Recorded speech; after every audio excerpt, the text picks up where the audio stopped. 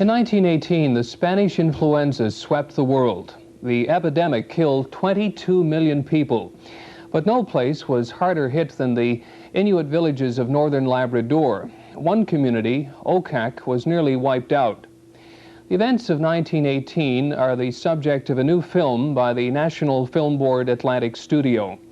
The film will be shown on CBC television Monday afternoon. In a moment, we'll talk with the directors of the film, but first, here's an excerpt. Over the years, I saw a lot of hardship, but the events of November 1918 were the greatest test of the human spirit I ever experienced. That year, the last year of the Great War, we heard rumors of an influenza sickness, but we had no idea how serious it was.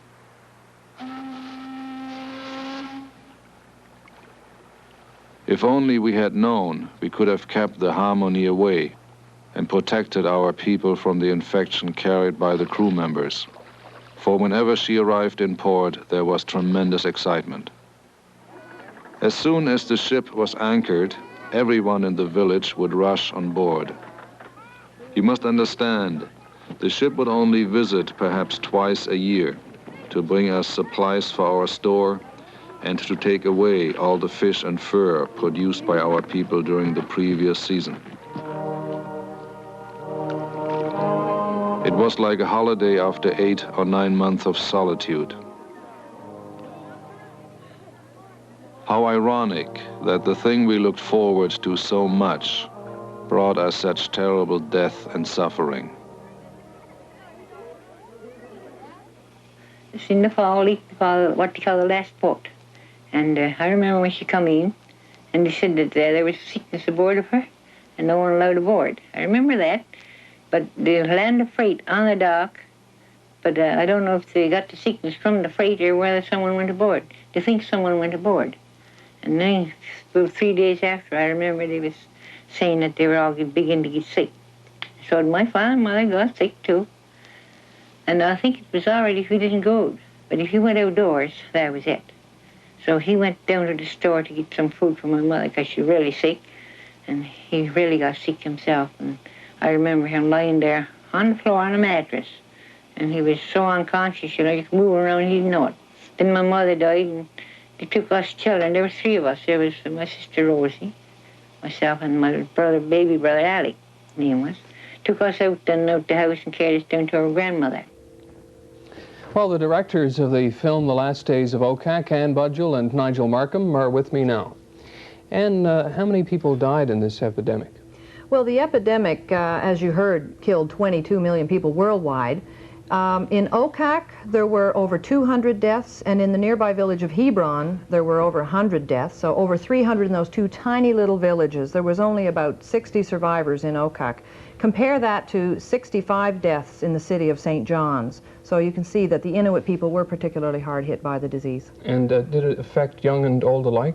Yes, it did. It affected young and old alike, especially anybody who was in ill health, you know, anybody who was already weakened. Just went right straight to the lungs, and they died with bronchial congestion. Nigel, there were a number of incredible photographs used in the film from that period. Where did you find those? The photographs were found in an old bookstore in London. They were taken by a doctor who was a resident in Okak, a period just prior to the epidemic. He had left by about 1910, but I think they represent quite well the kind of life that was going on there at that time. And you also found some old diaries that helped you tell the story. Yes, the story is very well told in the missionaries' accounts, both in their station diaries for the individual villages up along the coast, and in the financial records that were kept in London. They were meticulous record keepers, and they wrote about it. You know, they had to account for what had happened. And all this material, by the way, is on microfilm over at the University Library for anybody who wants to read it.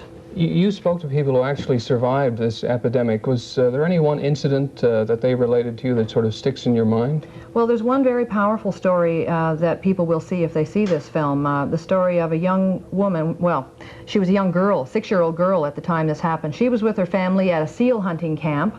Everybody died but her, and she was left alone for 6 or 7 weeks with no food or anything. She had a candle that she melted some snow, and she had some frozen berries.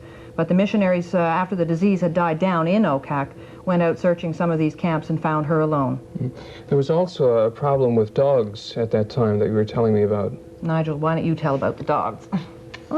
Well, only that, of course, this was a period before any other kind of transport, and there were a lot of dogs in the community. And when people started dying, there was nobody to take care of them or to feed them, so they started roaming wild and searching for food, and they would be breaking into the houses and eating the bodies, and just as a means to survive themselves. So the community sort of died out after that. There were so few people left, and I think they'd seen so many horrible things and experienced so many horrible things. They just didn't want to stay there. So they relocated. Some of them went to Hebron, some of them went to Nain and Hopedale, and that village is now a summer fishing camp. So when is the film on again? Monday afternoon, 4 o'clock on the island, 3:30 in Labrador. Okay, thank you. We'll all be watching. And we'll be back with more after this.